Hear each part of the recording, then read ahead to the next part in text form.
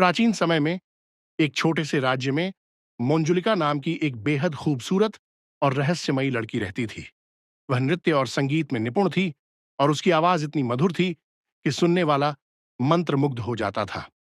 लेकिन उसकी सुंदरता और कला का यह आकर्षण उसके लिए एक अभिशाप बन गया।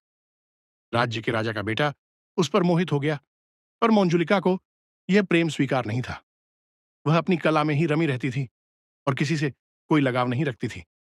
राजा का बेटा उसकी बेरुखी से नाराज हो गया और उसने उसे अपने महल में कैद करने का फैसला किया।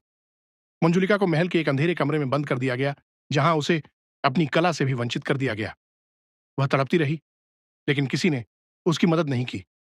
कुछ ही दिनों में मंजुलिका की उसी कमरे में मृत्यु हो गई। उसके बाद की घटनाएं। मंजुलिका की दर्दनाक मौत के बाद महल में अजीब घटनाएं घटने लगीं। रात के समय लोग उसकी चीखें और कदमों की आवाजें सुनने लगे। कई लोगों ने उसे महल के उसी कमरे में देखा जहां वह कैद थी। कुछ दरबारियों का दावा था कि रात को उसके नृत्य की आवाजें और गूंजती हुई चीखें सुनाई देती हैं। उसकी आत्मा महल में भटकती रही और महल का वह कमरा बंद कर दिया गया। महल में नए राजा का आगमन। समय बीता और राजा का बेटा, जिसने मंजुलिका के साथ अन्याय किया था, राजा बन गया। लेकिन उसे भी मंजुलिका की आत्मा का डर सताने लगा। उसने साधु संतों को बुलाकर आत्मा को शांत करने की कोशिश की, पर कोई भी सफल नहीं हुआ। मंजुलिका का गुस्सा और उसकी आत्मा की पीड़ा इतनी प्रबल थी कि किसी भी साधना से उसे मुक्ति नहीं मिली। एक साहसी योद्धा का आगमन।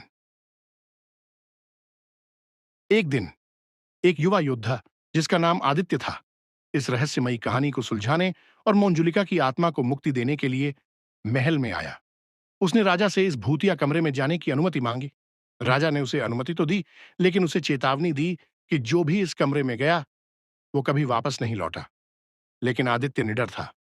उसने रात के समय उस कमरे में प्रवेश किया और मंजुलिका की आत्मा को पुकारा। मंजुलिका की आत्मा का प्रकट होना। आदित्य की पुकार पर मंजुलिका की आत्मा प्रकट हुई। उसकी आंखों में दर्द, गुस्सा और उदासी साफ झलक रही थी। मंजुलिका ने आदित्य को अपनी दुख भरी कहानी सुनाई और बताया कि वह केवल न्याय मिलने के बाद ही मुक्त हो सकती है। आदित्य ने उसे न्याय का वादा किया। आदित्य का न्याय।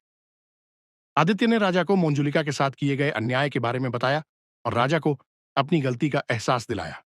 राजा ने अपनी गलतियों को स्वीकार किया और मंजुलिका की आत्मा से क्षमा मांगी। आत्मा को मुक्ति मिलना। जैसे ही मंजुलिका को न्याय मिला, उसकी आत्मा शांत हो गई। उसने आदित्य को आशीर्वाद दिया और अंततः महल से मुक्त हो गई। कहानी का अंत।